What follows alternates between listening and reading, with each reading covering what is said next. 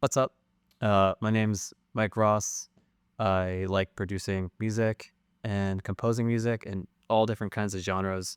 So this video series is going to be one, a way for me to be consistent and keep growing as a musician, and two, to kind of showcase the process of both creatively and technically when it comes to producing and composing music. I want it to be as transparent as possible. So yeah, in the videos, I will probably include like little cuts and like fast forwards just to keep the videos interesting. But I'll still make sure that afterwards I'll explain or even write little notes that you can see to like showcase that like it's not fast and being creative isn't just something that just happens, right? Like, yeah, sometimes inspiration just strikes and you just come up with a melody just like that. But sometimes you might find yourself messing around with an EQ for like 2 hours until you finally get a sound that you like, or you spend a day and a half trying to come up with a melody that you actually like listening to. So yeah, I want these videos to be as transparent as possible, to give people a good understanding of like what it actually takes when it comes to writing and producing music. So that being said, with this video, um, lately I've been listening to a lot of like chill beats, a lot of chill hop kind of stuff. So probably for like the next month, maybe I'm just gonna be practicing just making those types of beats. So basically, what I started with was that I found a song that I like. I'm gonna keep it muted because copyright stuff. And the song's called "Growing Season." It's from Chill Hop's Essential, I think Spring Essential 2025. It's like the third song in the playlist. I can't remember the name of the artist right now, so I'll leave a description, um, so you can check it out if you want to. It's a cool song. I like it a lot. So before I even start making music, I kind of try to listen to songs in that genre just to get kind of a feel for it and specifically find ones that I like and that I want to try to make that kind of sound, right? So, yeah, that's what this song is. Basically, what I just did was I listened through it a bunch of times and then just label it out here. This isn't matched to the tempo, so what you see on the locators is not going to match the song. I changed the tempo to match this drum loop that I'm using. So, yeah, but I have all the sections listed out here, as well as I took the time to not just break down the sections, but also listen to it, get a feel for the chord progression, the key that it's in, the movement that it's following, which gives it that kind of sound. And then I went through every section and just kind of labeled out what's happening in each section, right? Like the main motif of the song being played in the intro, heard throughout the song, little background melodies that might be playing. Um, yeah, when the drums come in, when the bass line comes in, strings, and yeah, I just went through the entire song and kind of just broke down exactly what's happening. So we have that, and occasionally you'll see me kind of looking off to the side because I also have it on my iPad back here, so I can look at that as I'm writing the song.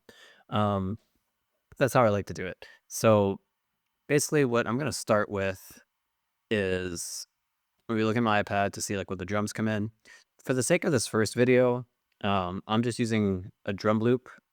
It's from the Cosmic Vintage uh, drums. It's cool because it's a bunch of dry acoustic drum sets, and at least a lot of the songs that I like, that are like kind of like in that chill beat, lo-fi type, are just dry acoustic drums. So this is the sample, and then I just did a little bit here just to create a fill.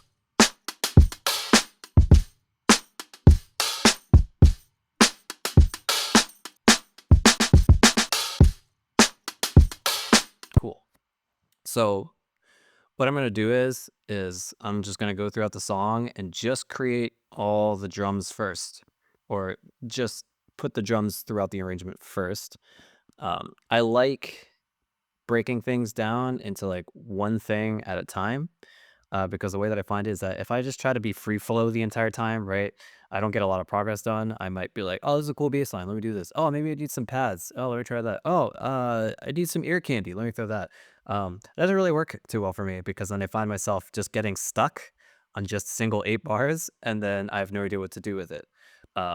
So I give myself basically, or at least I'm trying to, just one thing at a time, right? Right now, it's just the drums. I'm only going to focus on the drums throughout the arrangement. So listening to it, doing small changes to the drums to make it feel alive, right? I don't want just the loop just repeating over. So I might do like little chops like this to do some sort of fills. Maybe I'll pull something from here to like change it up just like a little bit. Um, yeah. So the whole point is that I'm trying to feel out the drums the entire time and just trying to keep it interesting to my ear by itself. And then I'll move on to the next section, like the bass. That being said, let's get started. Let's stretch this out. I'm gonna listen through. Maybe I'll do a beat cut right here. Oops. Huh.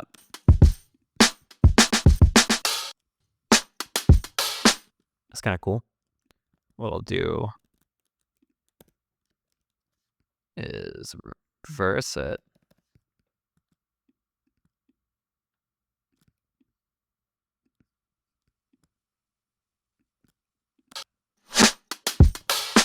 Nice.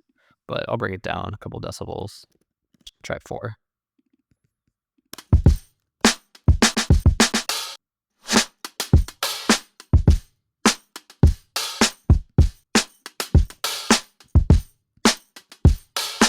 And maybe I'll just cut it out. And then I'll bring it back in, right? Because in solo section A, in the solo section, they repeat. So let's actually, you know what? Maybe I'll add, I'll call this main drums. I'll make a group, all the drums, cushion element that I can kind of fit in the background. Let's see. Hat loops, perk loops.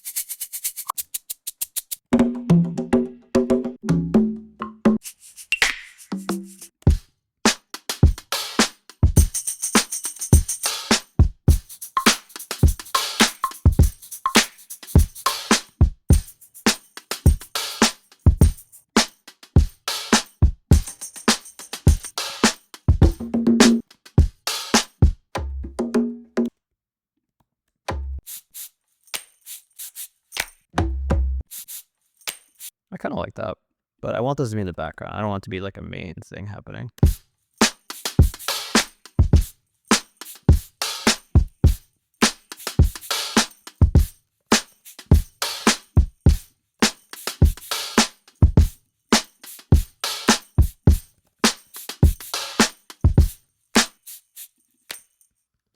All right.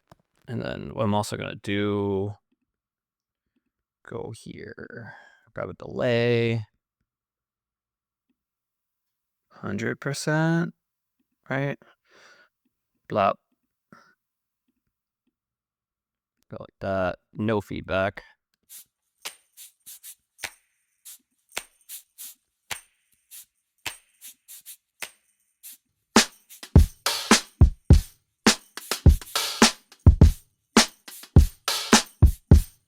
Cool.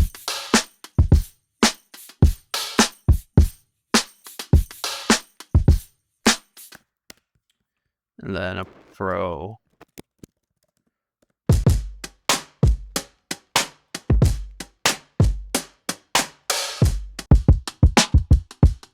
Oh, okay.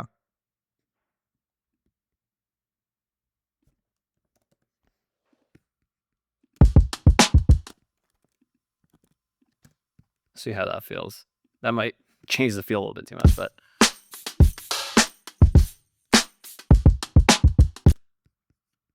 that might work. What if I pitch it up?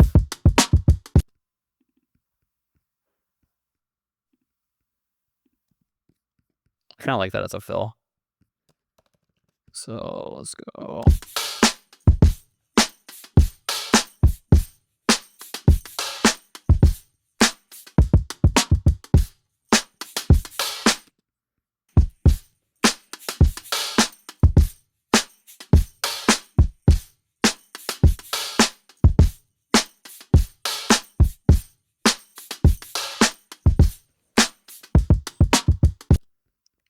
That's cool. What if I keep this?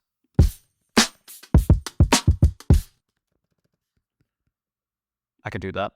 And then now, in my notes here, I have it written that the drums cut off and they come back in the second phrase. So I can do maybe another fill here. Right before the drums come back.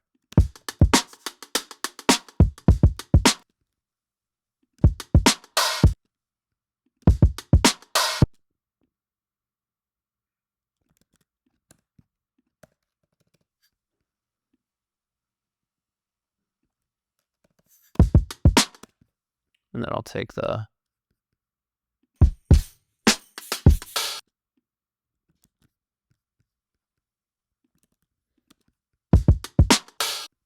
nice.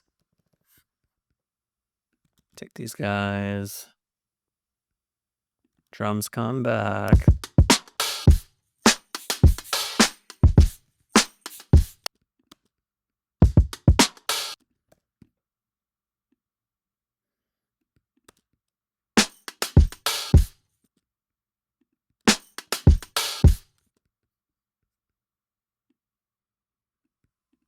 Maybe I can take the fill that I did here.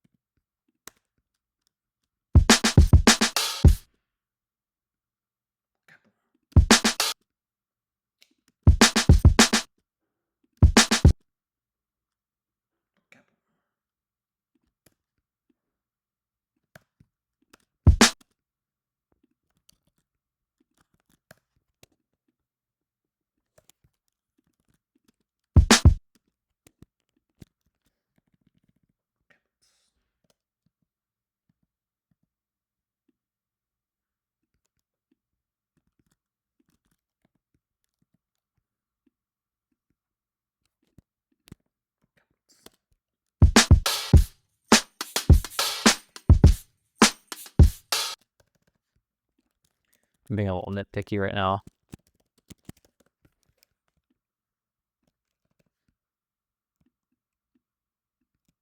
Oh, I guess not. I guess not. Okay, that's fine.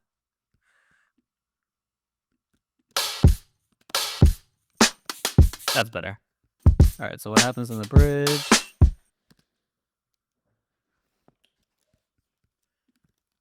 Maybe I'll just keep this.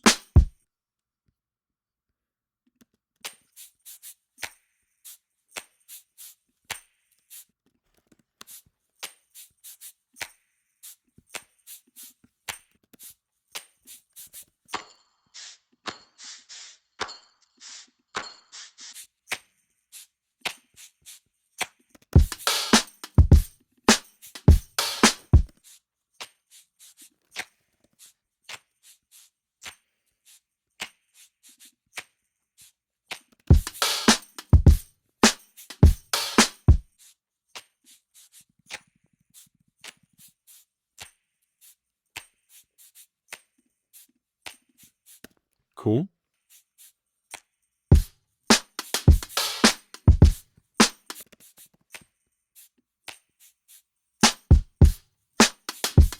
think I really throw a reverb on that guy at some point when I'm focusing on effects and stuff. Okay, so outro. I'm gonna listen to this real quick.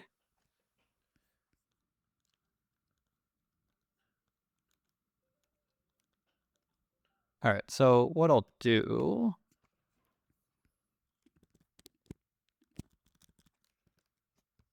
Eight bars again.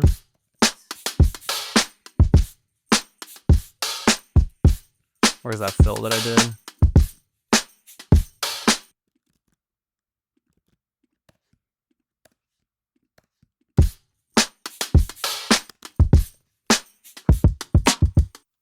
Cool. And then the last 4 bars will be just like the instrumentation stuff. Cool. So I think I kind of just have my drums laid out now the way that I want them to be. So I'll be honest, I've already been messing around quite a bit, and I kind of have a general idea of what I want this to sound like already. It's similar to the chord progression from Growing Season. Um, so the Growing Season progression is.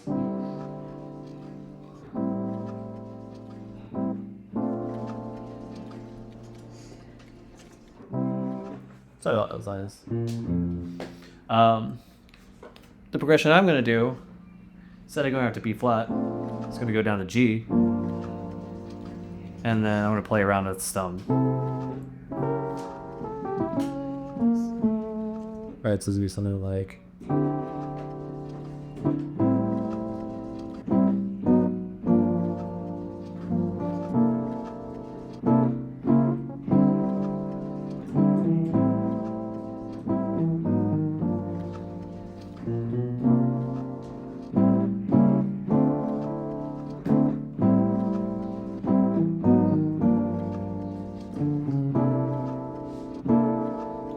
What should I make this? I can do it.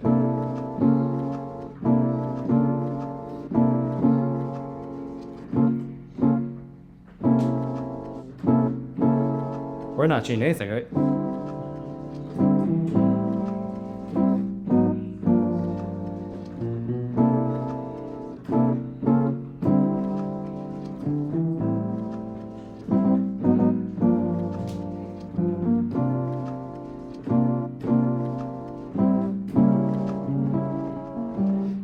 So what am I doing here? I'm starting on the one chord, so we're D.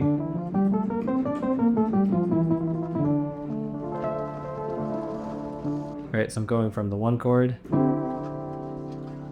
this is suspended chord, to the 5 minor, right? 2D4 5. And then I'm moving chromatically down towards the 4 minor,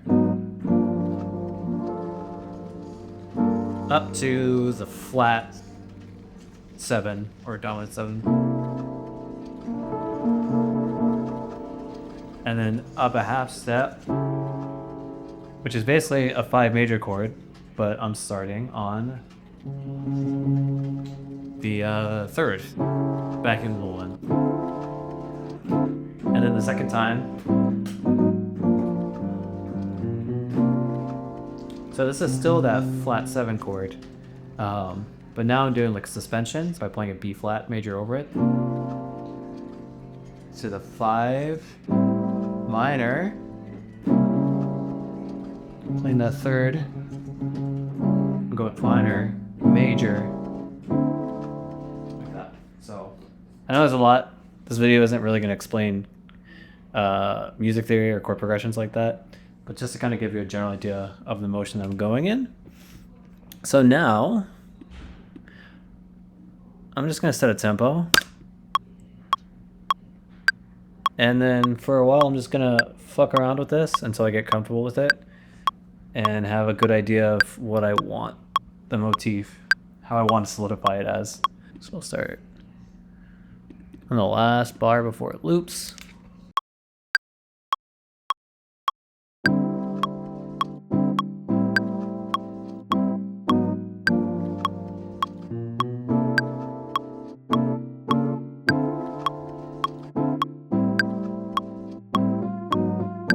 Ooh.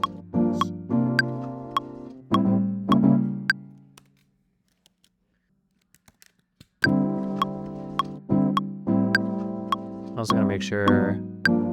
Cool.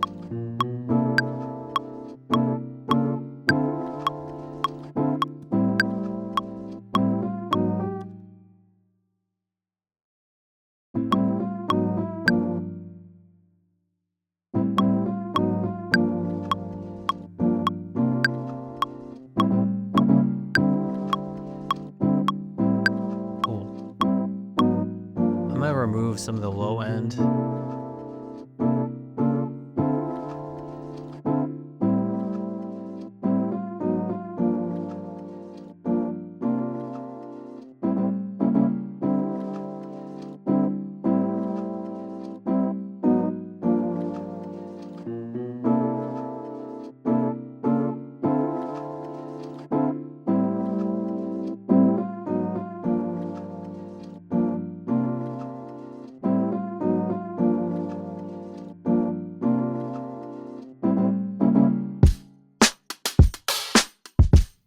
All right, now we got our drum beat. And then same thing, I'm gonna fuck around now that I got the drum beat. And I could just copy and paste the section here, but I want each time that this motif is playing to be just a little bit different. And even if I don't change the melody or like the top voicing, just me playing it each time should be enough to make it feel not completely repetitive. So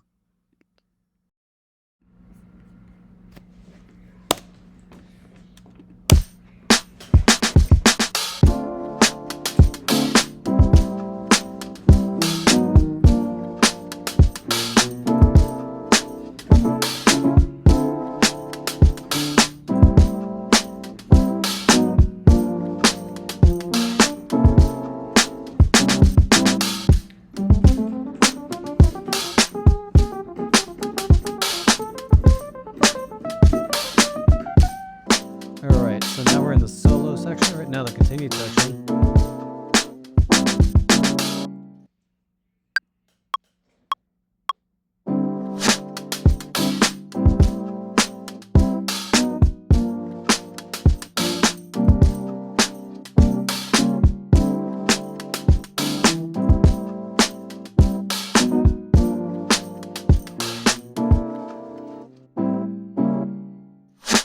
Woo! Was I still in tempo? Okay, I'll still in tempo. So then in this section, melody is gone. All right, so I kind of have my motif going.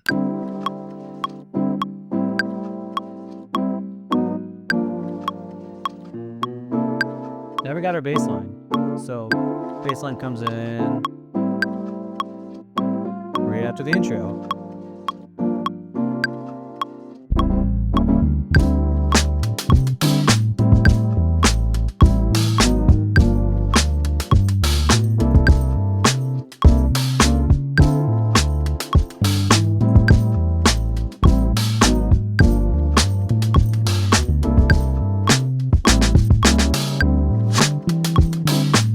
Ooh, okay. I'll do the same thing. I'm just gonna let this loop.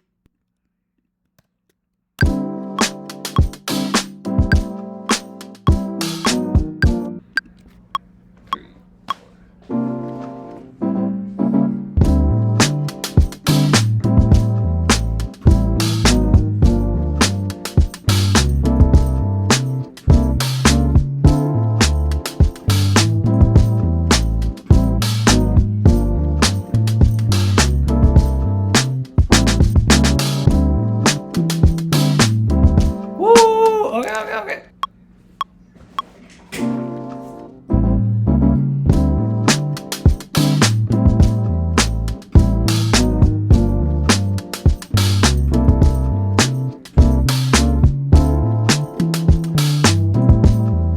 Woo, do do do, do do do.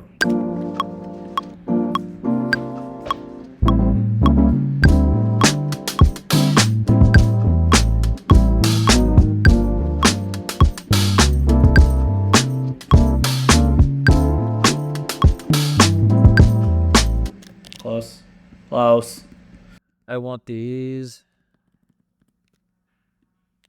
to be right on tempo, just to help coming in. So.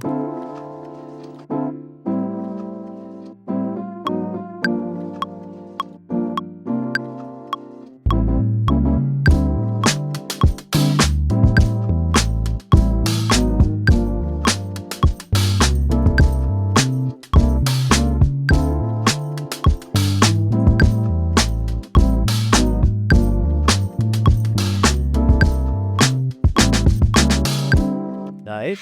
Oh, shit.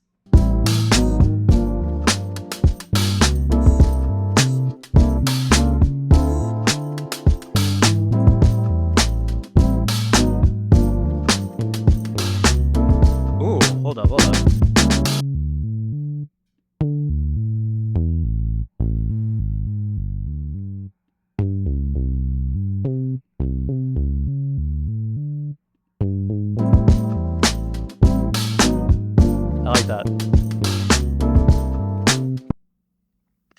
All right. So, a couple things happened since my last recording.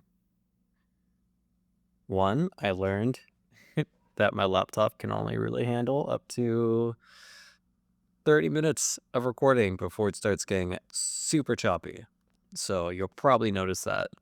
Let's see. I think the last time I was writing the bass line for this upcoming section. So, I mean, I think this probably took me 25 minutes or so. It was just literally me just playing through over and over again, just coming up with bass lines that I liked.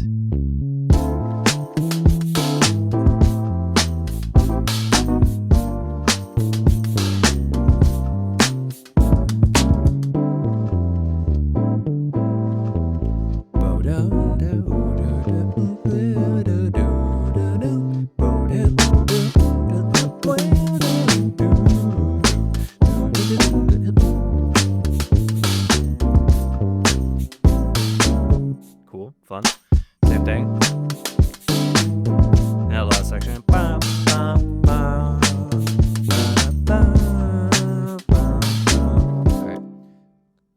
And then the other thing, a couple things happened since that last recording too. I recorded a couple more parts. Basically, I found this key patch that I really liked. Also using Lofi Panda Free.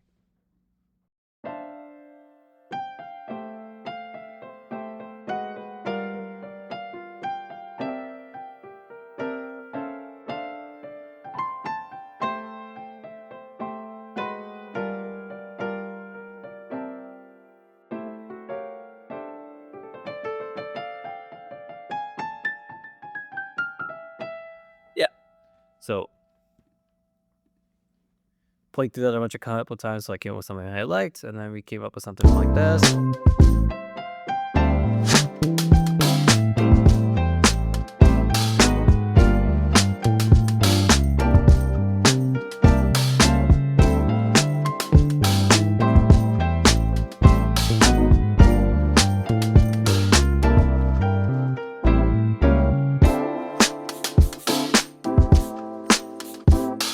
Cool. That was fun. I enjoyed that. And then I went to the intro here, and then I started adding other little things. So in the intro, they had kind of like these. In the song, I had strings. I wanted to go with this pad sound. So between this and the counter melody, playing around, figuring out something I liked, probably 15 minutes max, honestly. And then here I have an EQ, just removing a little bit of the low end to make it kind of sound like it's farther away. With Valhalla reverb. Just adds a little bit of space. So with the keys.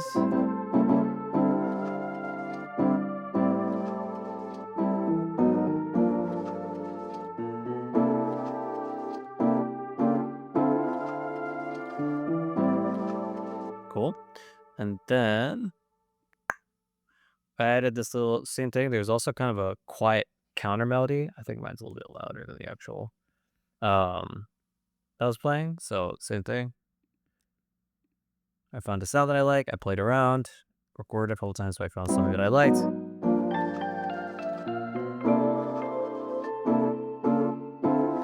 Played the pads with it.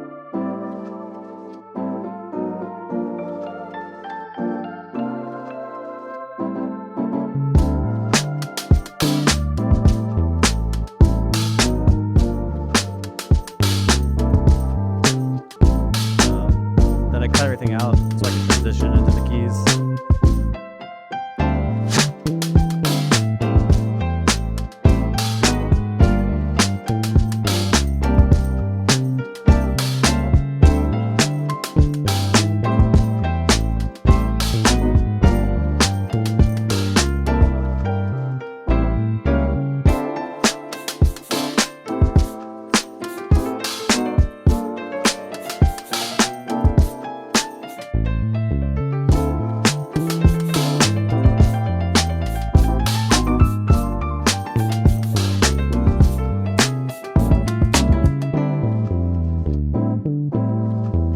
All right, now we have our bridge. There's a different instrument that doesn't necessarily play the motif, but plays some sort of chord progression. So where's that bridge?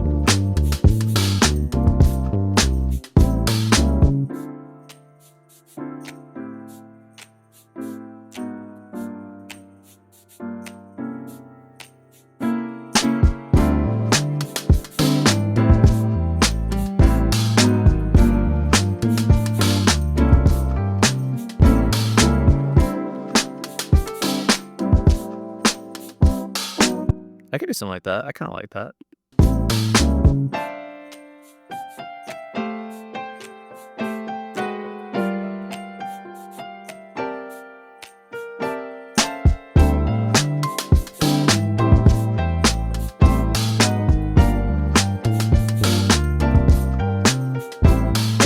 I kind of like that it's quiet there, but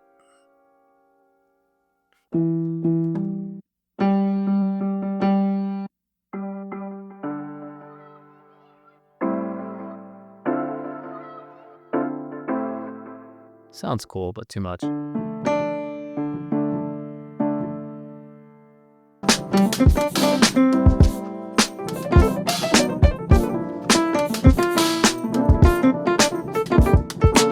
See if I like it.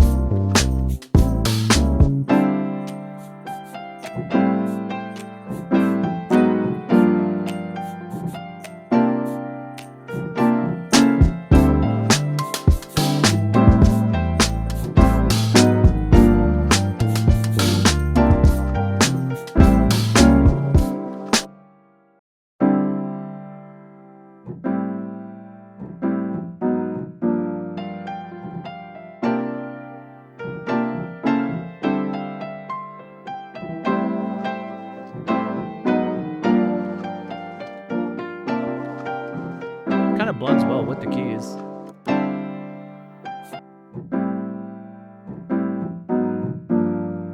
I'll try keeping the low end.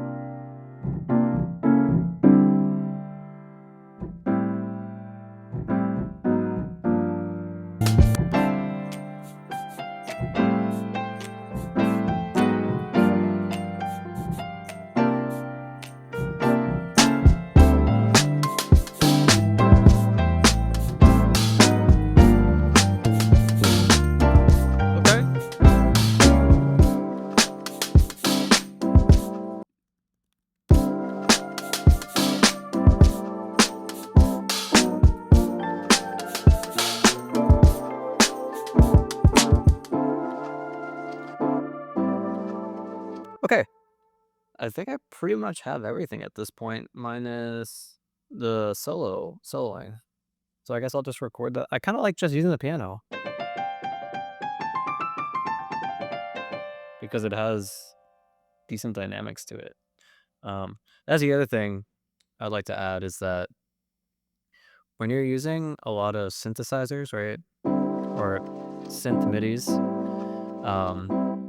you kind of, depending on the instrument, you kind of have to add dynamics on your own through like volume automation and stuff like that to make it feel a little bit more alive, right? Because in this reference, it's just all basically live guitars. So you can just, if you're good at your instrument, right, like you can control your dynamics. You can play loud and quietly versus there's less dynamics when it comes to these MIDI instruments. Like this piano is not bad because there's a lot of texture to it. And you can kind of hear dynamics just by the way that I'm playing. So there isn't too much I need to do with that. But I might either have to layer this guy to give it a little bit more feeling to it, or even just change it, honestly. I mean, I like the sound, so maybe not, but do a little solo here.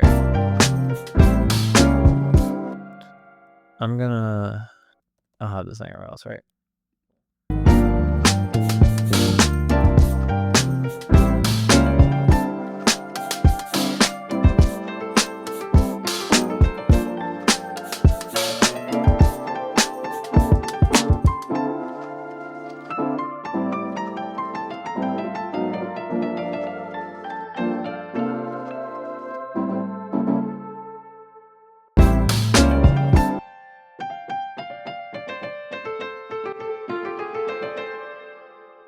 This is just about how they had on it.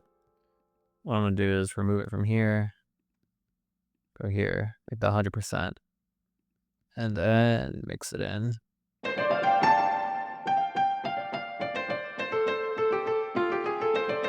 I like that.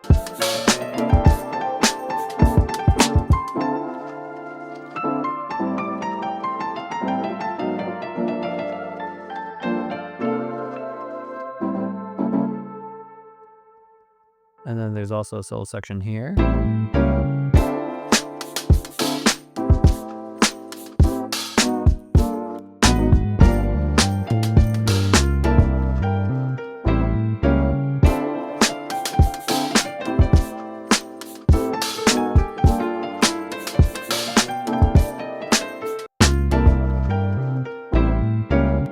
You know what? Maybe I'll do a different solo instrument.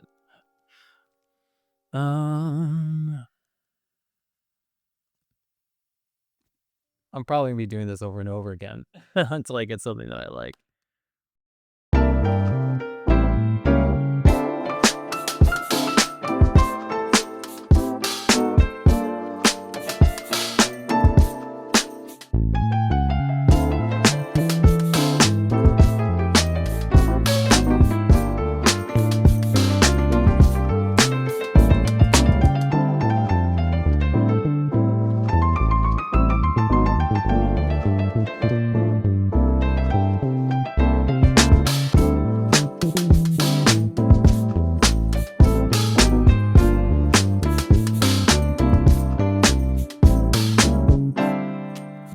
Okay, I can fuck with that. I like the sound of this piano, but I'm not a big fan of the heavy release.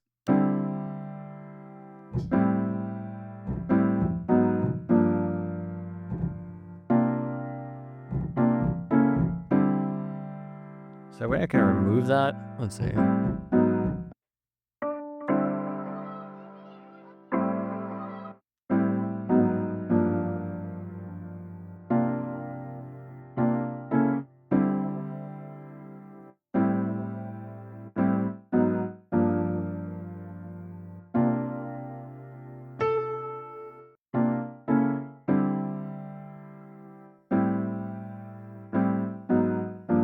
Okay, I like that better.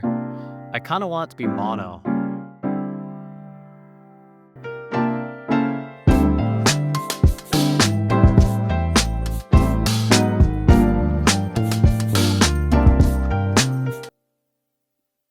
I think this is kind of all the main elements. Bassline, strings, supplemental melody, da-da-da, scoobity-pop. Cool. So I guess now that I've kind of written everything that I want, some mixing and kind of show the process of that a little bit. I'm an okay mixing engineer. I've developed a decent ear, but I mean, there's probably still so many techniques that I just don't really know about. With this, I'm gonna be listening to this reference track a lot, so there might be a lot of cuts since I don't want to risk playing this for copyright issues. Yeah, but that being said, I would also like to mention that if you're someone, you like to create, you like to play an instrument, arrange the songs and stuff like that, there's nothing wrong with after you've gotten your arrangement and basically gotten the song where you want it to be, to send it to a mixing engineer, right? You don't have to wear every single hat when it comes to the music production process. If you're someone that doesn't really have or doesn't want to develop the ear or doesn't have an interest in learning the technical side of like mixing, like that's okay. You can just be the creative side. You can be just a writer and an arranger, and then once you have everything, send it to a professional mixing engineer. Yeah, let's go ahead and start the mixing process. So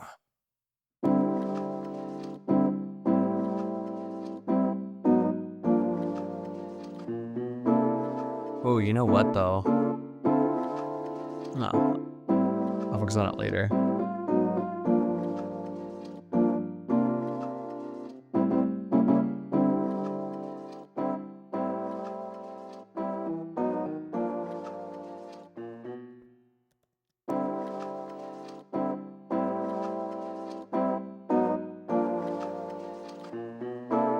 I'm just removing a little low end and pushing it higher, see how it sounds.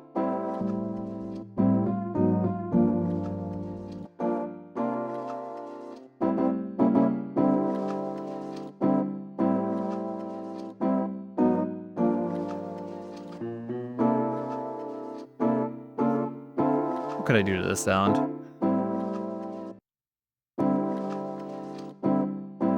I'm gonna go pretty dramatic.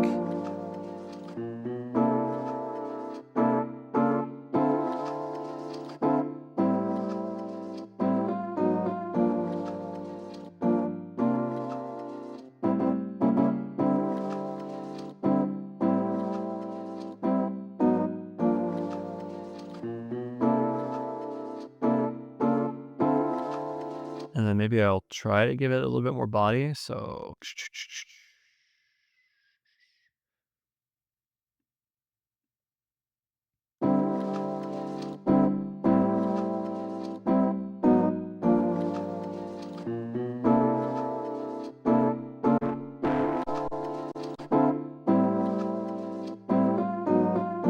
compare the volume.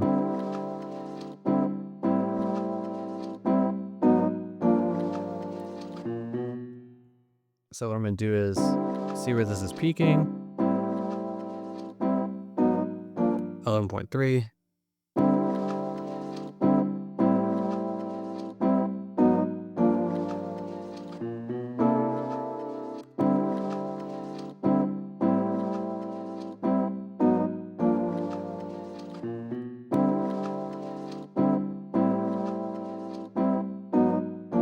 So this is peaking 1 dB higher now.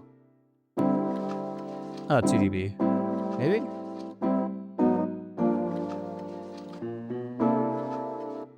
.3. Okay, so it's only peaking a little bit louder, but if you can tell, it has just a little bit more oomph to it, I guess you could say. I'm gonna try something here.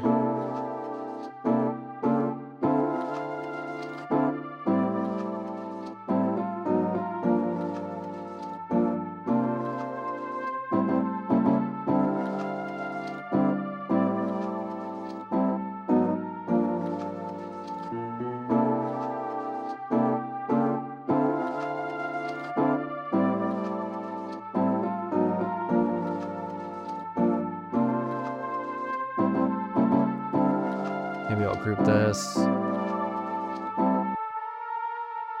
Do what I did before. Dry signal. Wet. 100%.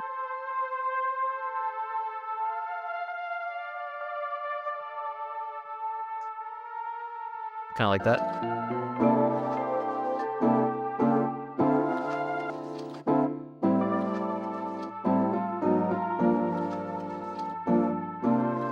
Cool. And then what I'm going to do is I want to take delay. Go this guy right here. 100%. Bring the feedback down. So basically what I'm doing is I'm using this delay to make it a little bit wider. So this is before.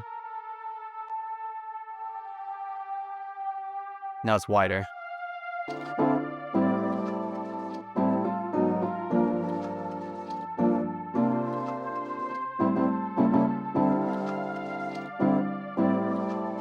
Bring this guy up a little bit.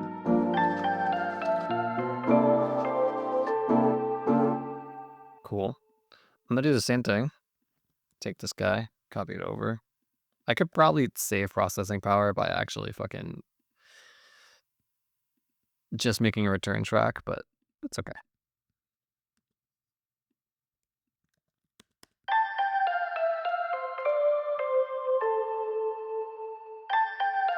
Cool. And then now what I'm gonna do is Imager. I'm gonna throw this on the dry. What this does is it basically allows you to pan, right? It allows you to widen the image, allows you to pan. With the panning though, it maintains, I believe, its level, right? So if I pan here, right, I kind of lose the signal a little bit, but this kind of, from my understanding, allows me to pan and maintain that signal level. I'm gonna go dramatic. So I'll show you a difference, right? This is panning right with this. It's not too much different, but.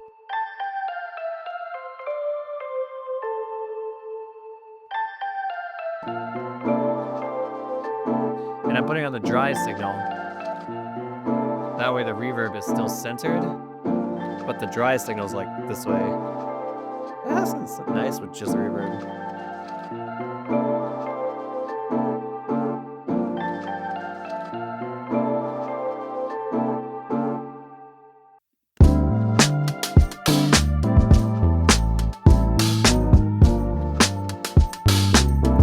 Drop this by like 3 dB.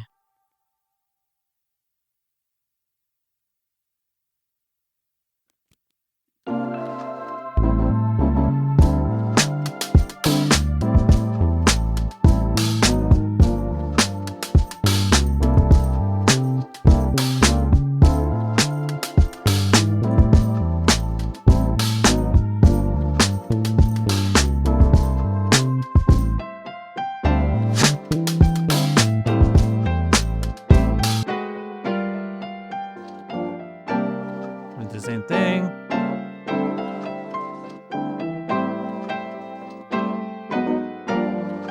I'm gonna have a little bit more low end with this guy.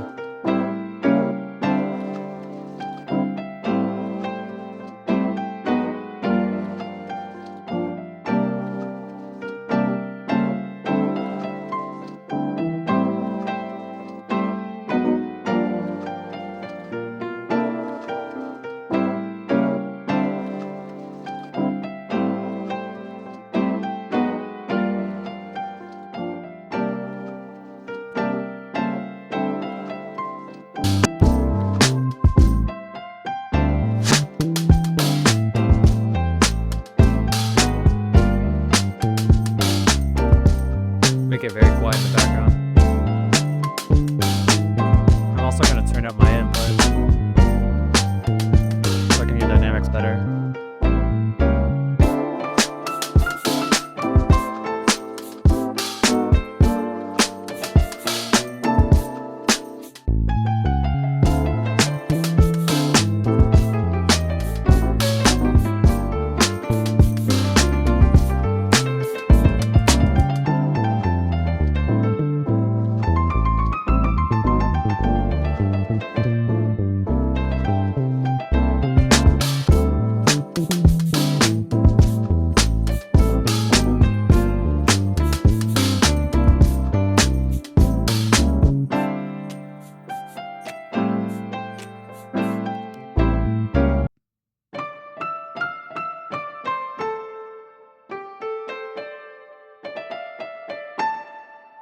Just remove some of the low end. I guess I'm a little different.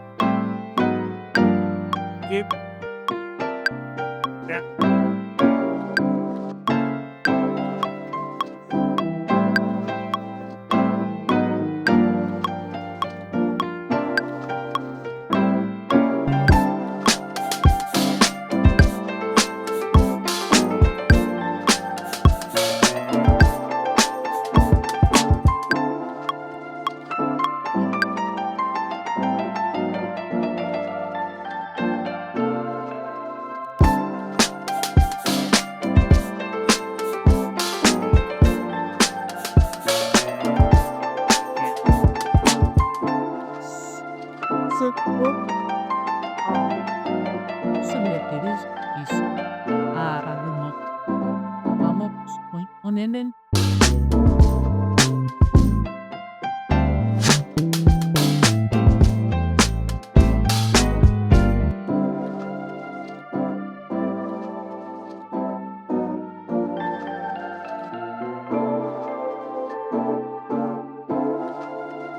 I almost because I just heard it too many times now. But I'm like, eh. Alright. And I'm back. I just grabbed a plugin and some other stuff that I wanted for this. So first thing what I'm gonna actually do is I'm gonna throw some Foley in here. Everything's recording just fine. Cool. Foley. I'll take this guy.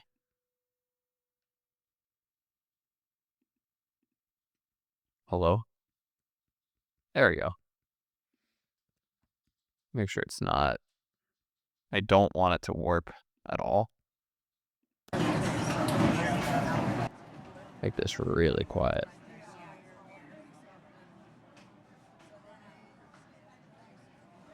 And then I'm going to take an EQ. I'm going to move some of that low end. When I'm doing this, I'm trying to here, let me bring up the volume again, actually. Rather than staring at the EQ, I'm going to try to really focus on what I'm hearing.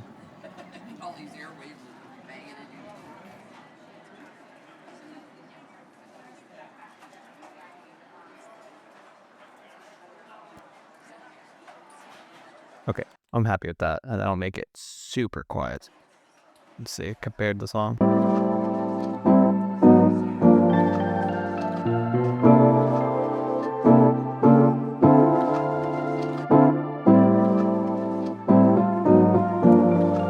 Okay, cool. It's super subtle, but it is there.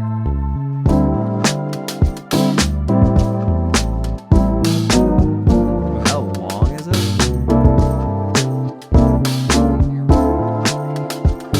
Yeah, you can hear people kind of talking in the background. I like that. And then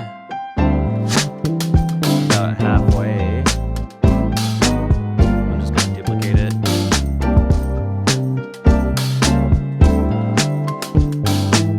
I'm going to crossfade it so there's no popping or anything like that.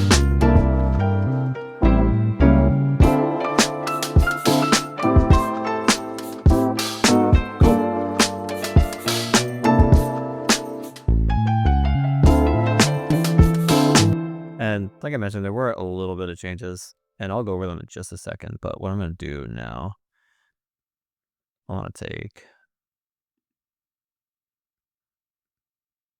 this section here. I'm doing Command L, by the way, if you're on a Mac, to create the loop. I'm going to go to my master.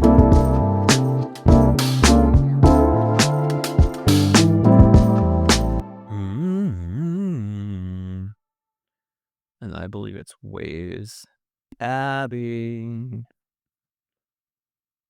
This is a tape saturator.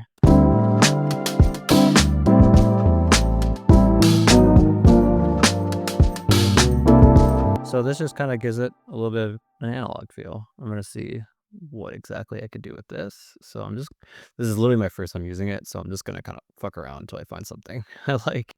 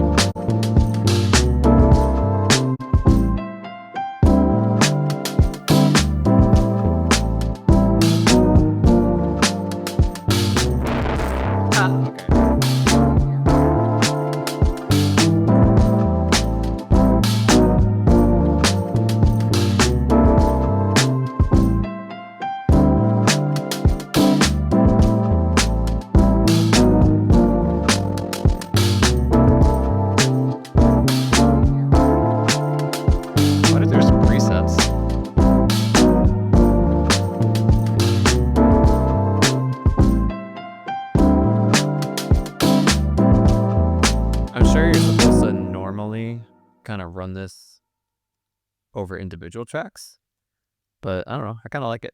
Just throwing it over the entire thing. I'm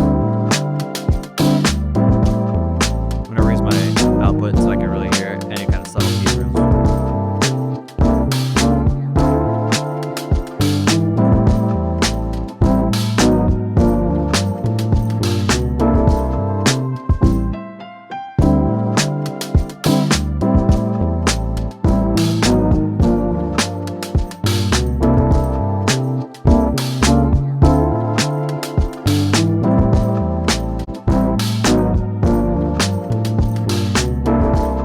I can hear that a little bit more there.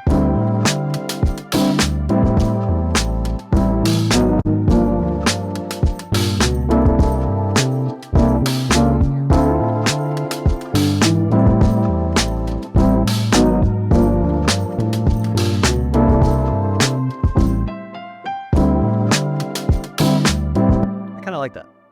All right, so I'll go over some of the EQing stuff a little bit that I've already kind of done, and I'll show you what my thought process is behind it. So I'm gonna go here. I'm gonna solo this guy. I don't know if it was because I've listened to this preset so many times and I was starting to get tired of it. But I didn't like how wide it was. I wanted to kind of narrow it down a little bit. Well, a lot, I guess. So I went here and I used the utility to literally make it mono. So without it,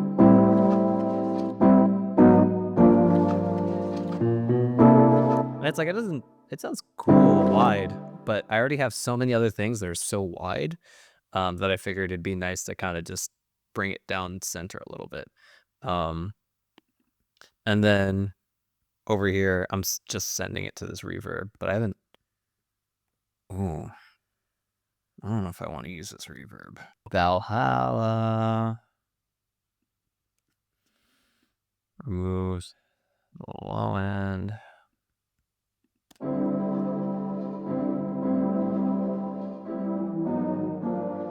Since the Foley that I'm using is like something in a coffee shop,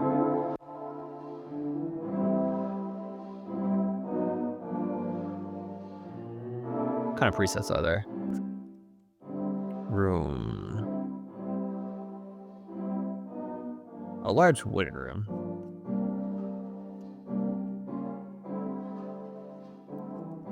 I kind of like that.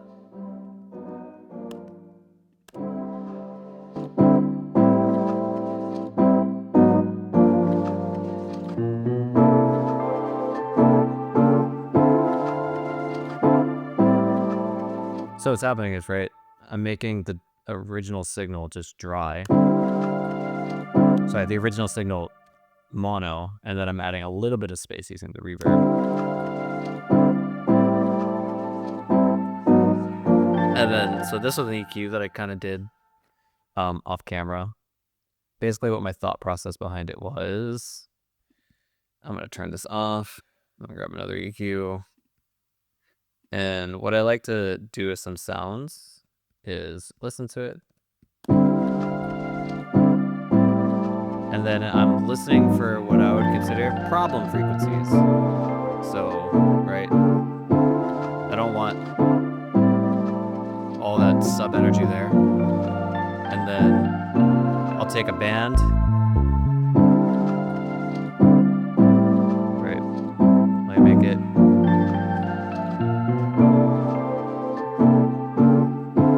And I'm finally.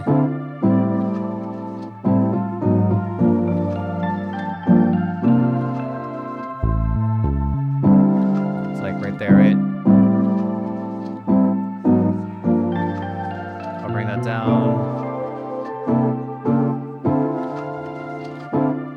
And then, yeah, so I'm like finding a problem frequencies, kind of sweeping around, find stuff I don't like.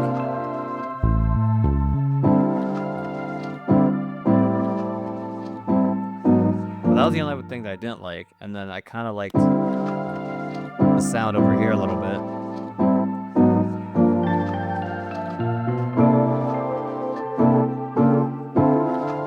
So, yeah, that's kind of what I was doing. I was just kind of sweeping through, finding stuff that I didn't like. And that's how I ended up getting kind of this EQ here.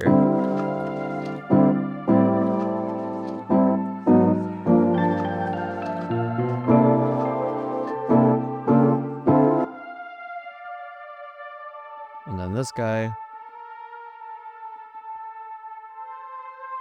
I didn't really do anything since the last video. Same thing with this guy. Because also, when you're working with MIDI, a lot of this stuff's pretty processed anyway. So you may not find a lot of issues that you need to actually fix as if you were like recording an instrument.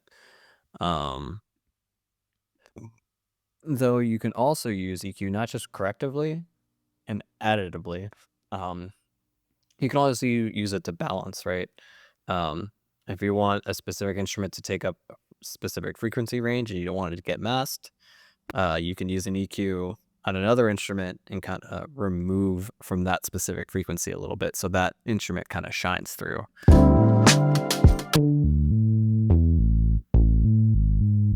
So with this guy, I never really explained. This is just another type of saturator, just to kind of give it a little bit of beef. It's kind of subtle, but when I start like mastering and things get a lot louder, these small things become a lot more noticeable.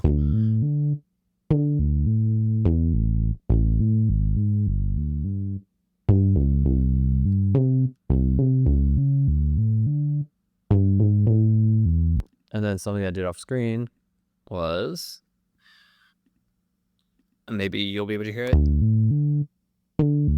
Right, it's super dry, nothing on it. Now it's a little bit wider. So what I did was I created a chain here. I'm gonna solo it. And I added this chorus effect. So I'll solo that. It's pretty quiet, but it's just meant to be a layer to the main bass, right? And I didn't want that wideness. If I take this off,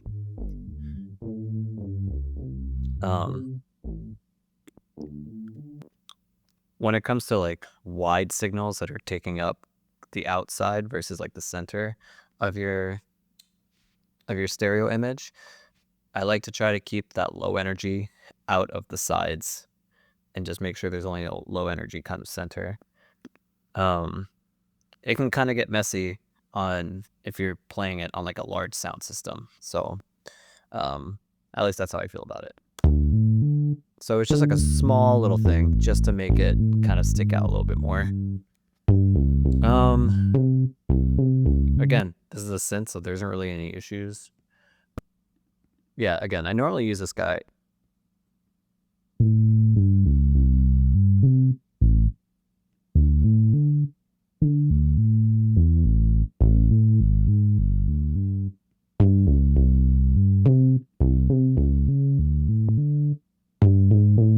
Now it's got a little bit more beef. A little too much beef.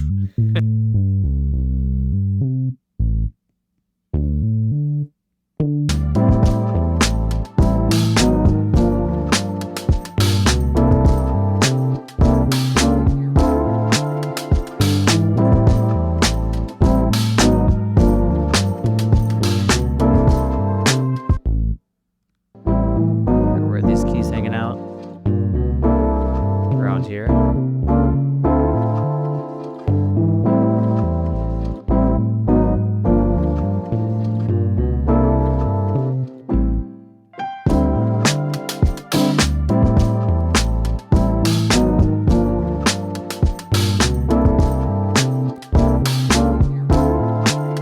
Another thing I can do, right, to get this kick to punch through just a little bit more is I'm going to do a new track. I'm going to call it Ghost Kick. And then what I'm going to go and do is kind of on the downbeats of where this kick is hitting. Also, I want to turn it off. I don't want it actually playing. I'll get the same volume. Not that it matters too much. So boom.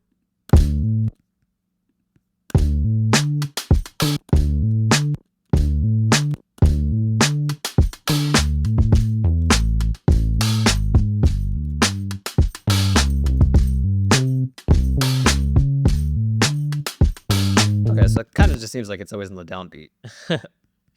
Cool. All right. So now I'm gonna go back to my bass here. And now I'm gonna go dynamics, choose compressor. And then we're gonna go to sidechain, ghost kick, and then I'm gonna do, I just want only the low end.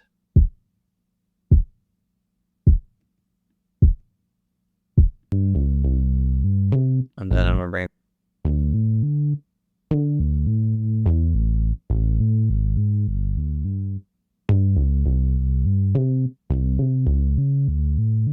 just very subtle.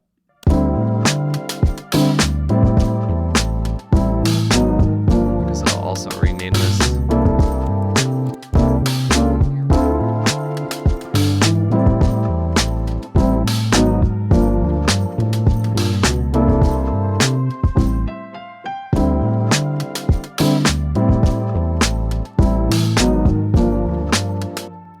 So yeah, basically what's happening, let's make this white, assign track to color, blue. I'll move this up. Actually, maybe this shouldn't be in the group. Maybe this should just be hanging out side. Whoa. Cool. I'll throw it down here. All right. But what I'll do to really make sure that I'm, so this is around 80, 90 hertz.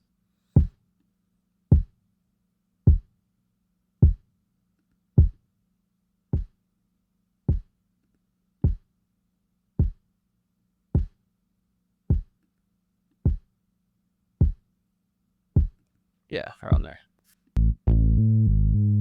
I'll go crazy.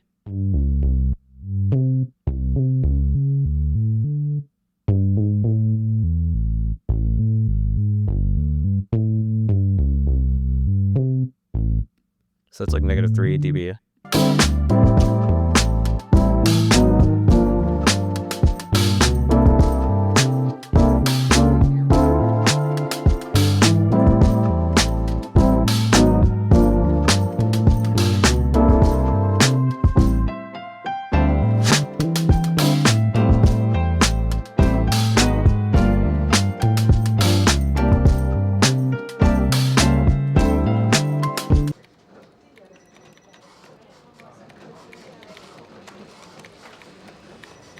What is happening?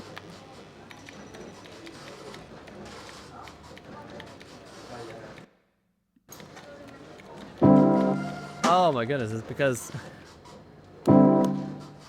Hold up.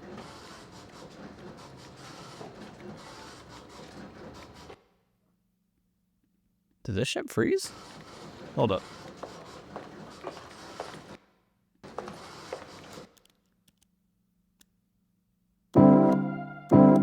That was so weird. I don't know if it was because of the automation and the pedal was down, so it just held out the Foley, but that was kind of crazy.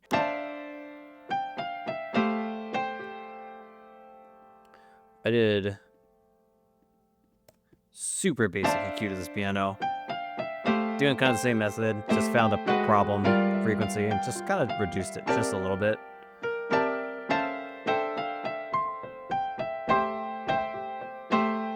Kind of just brings out the texture a little bit more. Oh, then talking about automation, the other thing I'm using this utility for is volume automation. So I'll go here, boom. Wait, I have it at full blast. Still full blast here. But then, when the piano comes in, I brought it down about like 4 dB. Right there, I can really bring it up just a little bit.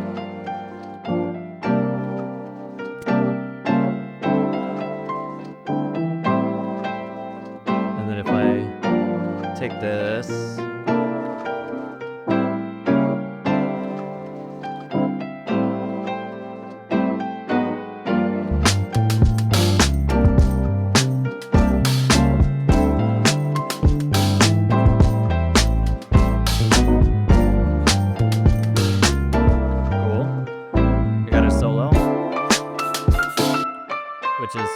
mixed a little bit differently. And I found another problem frequency here, so I just kind of brought that down. I still have the same EQ here, so. And then I added more reverb to it.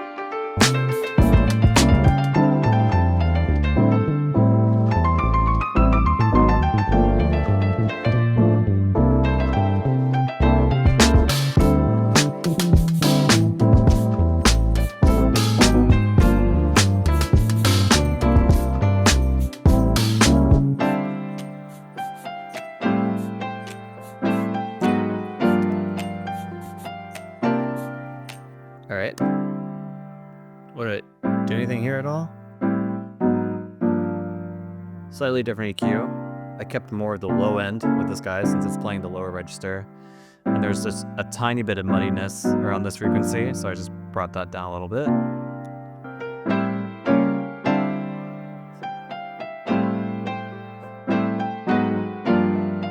And now something you could probably do, I'm not going to do it for the sake of this video, but you could group these two here and use a little bit of glue compression and kind of glue the sounds together a little bit.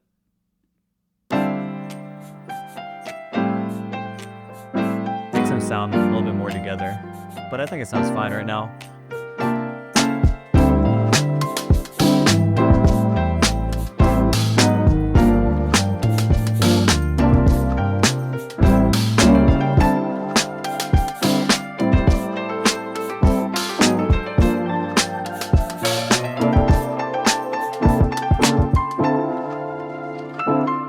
All right. And then I did also do a tiny bit of automation on the pads here. I brought it down about down 4 dB. For on the, just so it's a little bit more in the background. And then this counter melody, at the beginning it's panned over to the right.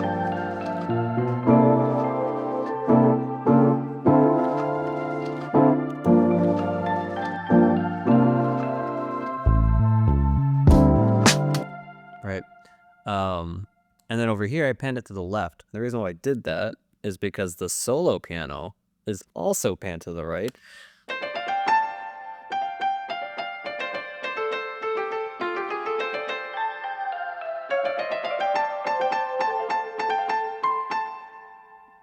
I might be able to do a little bit more.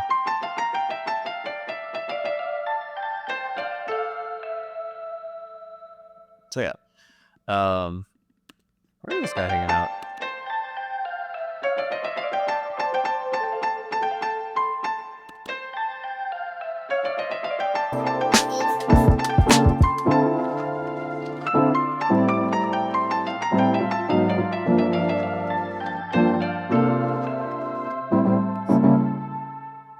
I think I'm bringing this out a little bit.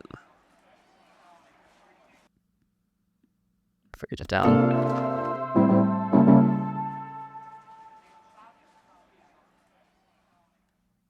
Cool. So yeah, I'm pretty happy with how this is sounding right now. This is super basic mix, right? I think I'm gonna go to the loudest section, which will probably be where these keys are.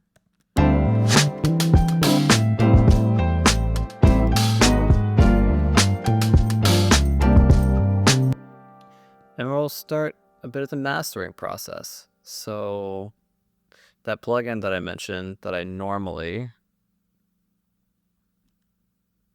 only throw in the master or saturator. Actually, first, before I do that, I'm going to throw a little bit of multiband dynamics. Or sorry, multiband compression. And multiband compression is literally what a compressor does. Which just kind of controls dynamics, but with multiband, it's specifically with different frequencies.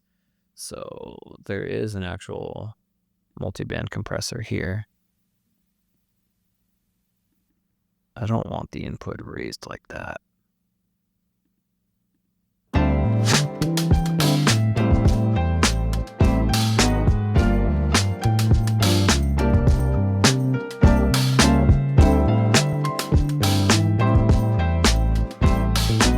So I don't want the low end compressed at all, but the mids, if I go crazy,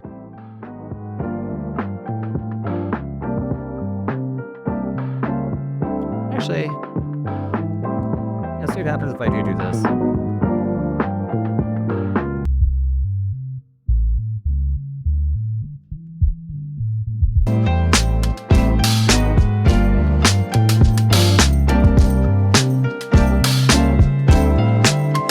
Also, if you need to turn your volume down, by all means, go for it, because it's going to get pretty loud now. I'm going to do a little bit of gain matching. Or is this hitting? So if you see, right, this is hitting at around -5 dB. If I do this, if I bring it up though, let's see.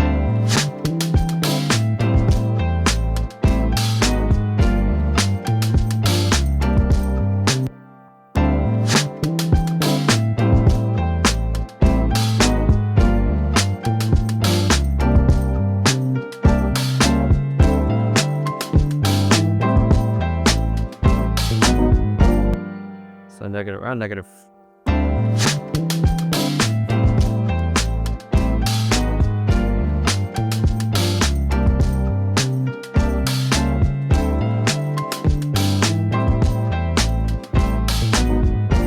Around the same.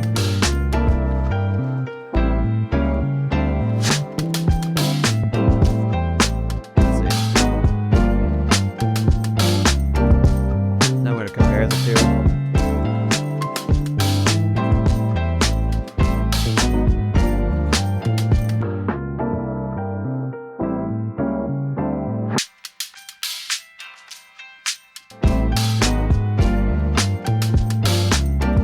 It almost feels like it kind of separates the sound a little bit, right?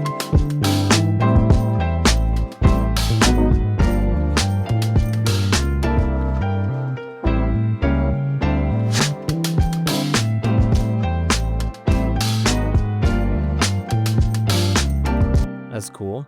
And then anything that we lose, I can kind of bring back with the saturator. So do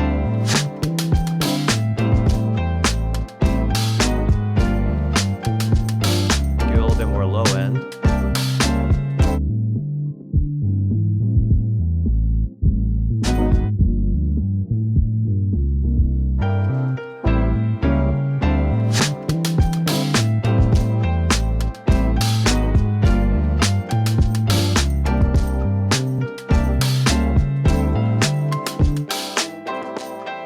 Mid highs, side highs.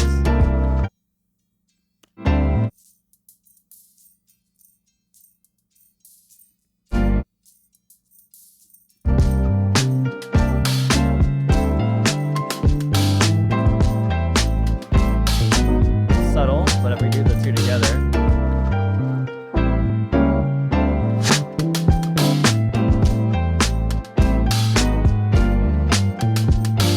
super subtle, but it does clean up the sound just a little bit. And that's kind of the thing with the mastering process, is that you're not really doing anything too crazy. You're essentially just adding a little bit of texture, kind of cleaning up the dynamics a little bit, and then boosting up the overall volume. If there's professional mastering engineers out there and what I just said is totally wrong, my bad. But that's how I see mastering. So multiband, saturator, what else? I could just go straight into limiting. You could also throw a glue compressor in here to kind of just catch a little bit of the small like peaks and transients. Not too much. Main piano is around here. I'm just gonna experiment with something. So let's go.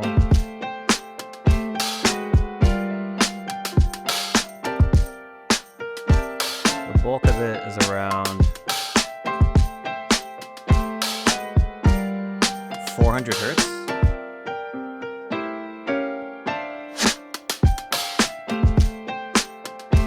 I'm gonna go around 400.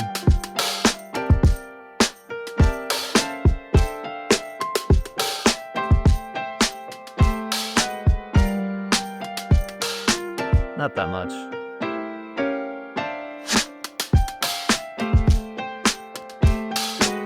Let's see how much signal I lost.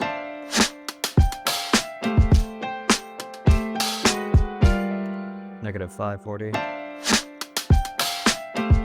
See that? So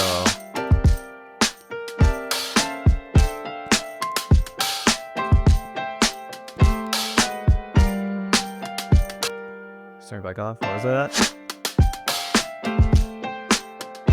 Negative 540.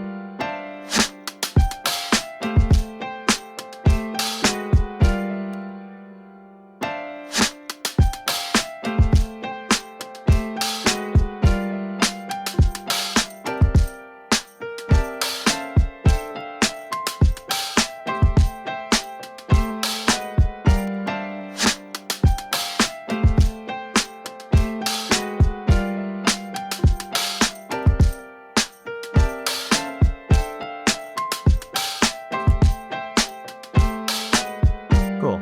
I created just a little bit of space for the piano there. Let's see.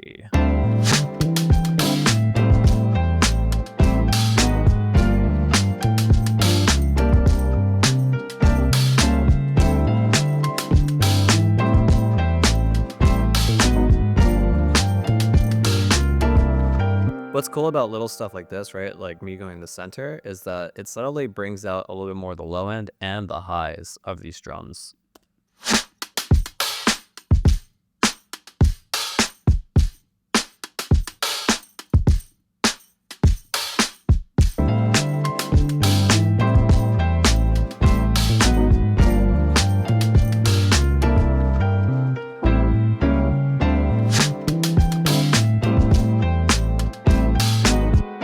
Is the bass in the way at all?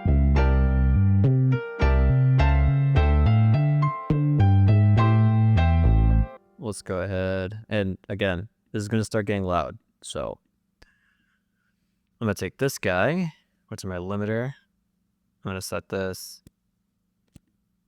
to around negative 15.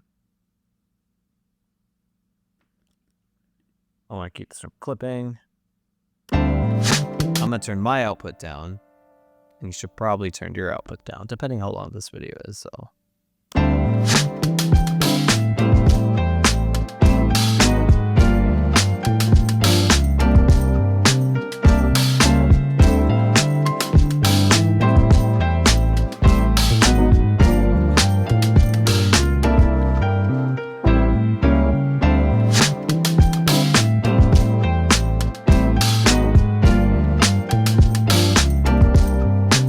Oh, a little quick trick too. If you're listening to a reference track, instead of, is this set to external out?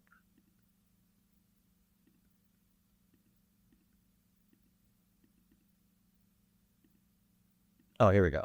External out. So basically what this is going to do is that it's going to bypass the master. So if I'm doing like limiting and stuff like that, right? If you're having this come out of the master, it is also going to get limited, and your reference track is going to sound different and way louder than normal, and it's going to kind of ruin it as a reference track. So if you change it to external out, the limiter won't, because it's no longer going directly out the master, whatever you do here is not going to change the reference track. All right, now.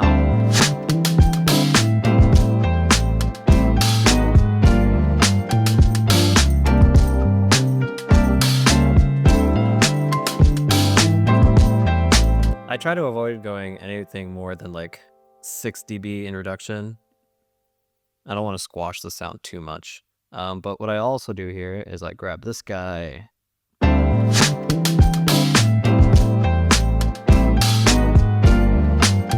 So what this guy's doing, right, is giving you short-term integrated, and like what your true peak is, short-term momentary. So to preference, I'm not a mastering engineer.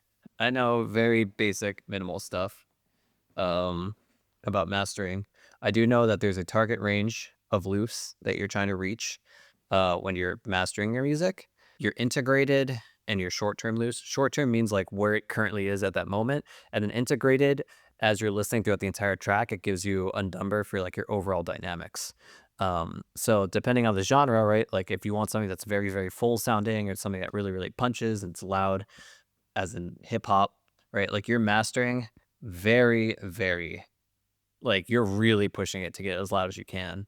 Same thing with EDM, right? Like you want it in your face, you want it full. You're pushing it as much as you can. Um, if you're things like jazz and classical, what dynamics are very important. From you want to hear the difference between quiet and loud. You're not going to push your sound that loud. You're going to go around here for your target range. Um, yeah, so can vary, but they're gonna normalize this loud tracks down, right? It'll just bring it down. Maybe I thought that they would bring it up. Maybe not. So basically, like your best bet is to try and just go above their target range so you can get as much from your sound as possible, and then they bring it down. And then it's also to your taste as well. So yeah. Here.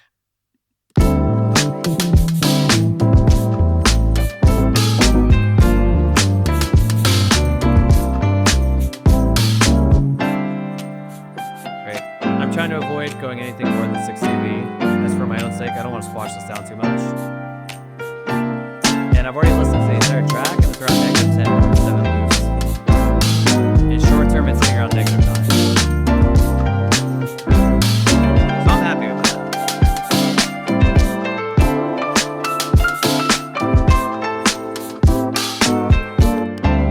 All right, cool. So for me, this is pretty much a finished project. Now what I'm gonna do is I'm gonna go a little bit before here.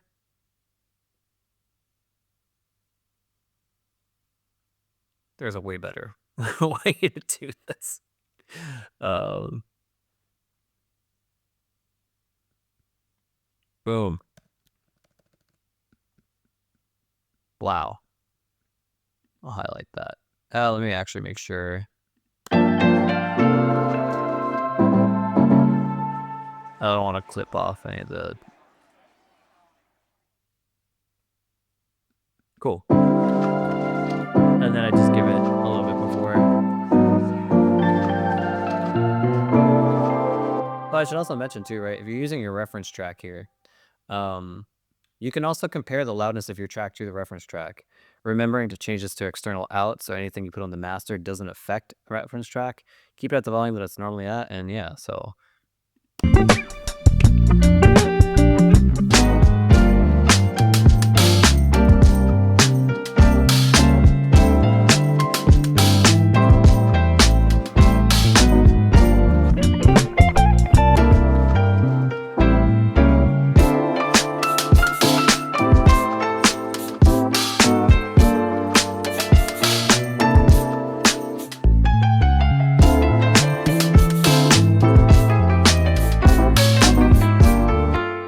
All right, so I'm gonna bounce this now. I don't remember if Ableton has like a live bouncing feature. Let's see. I'm gonna go ahead and export chill beats. Let's call this.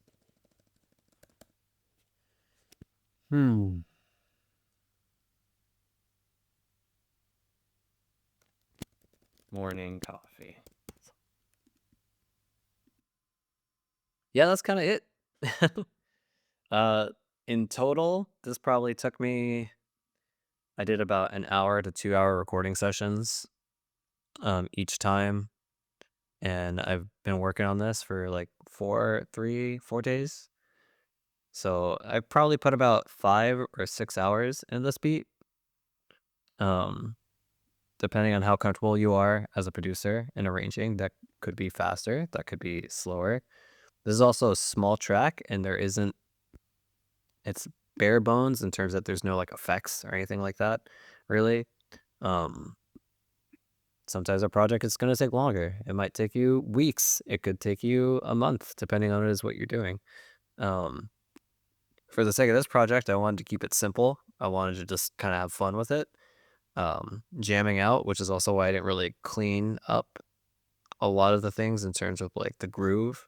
I wanted it to be as natural as possible. So yeah, we can go ahead and just listen to the full thing, and that's gonna conclude this video. So, um, the whole point of these projects, right, is to kinda just show off the creative process as well as the a little bit of the technical process. Um, as I mentioned before, right, you don't have to wear every hat as a music producer or as a writer. You can mostly focus on the creative side, a little bit of basic mixing, and then send it out to a mixing and a mastering engineer, if you have the money and the time to do that. For the future, right now, I'm really into chill hop, so that's what I've been listening to, that's what I wanna produce, so the next couple of videos is probably gonna be that. But, I mean, if you guys like the video, uh, by all means, leave recommendations in the comment section. Um, it can be any genre. I I love it so many styles of music. I love electronic music from house and drum and bass, to, like, melodic to really heavy, gritty stuff to, I love J-rock or anime rock is something that I listen to a lot of as well. Um, it could be jazz, it can be classical. I'm trying to go to school for music composition, so I want to make I love music, so I wanna make things in as many genres as I possibly can. So the sky is the limit when it comes to this kinda stuff. So, yeah, I hope you guys enjoy the video, and I will see you in the next one.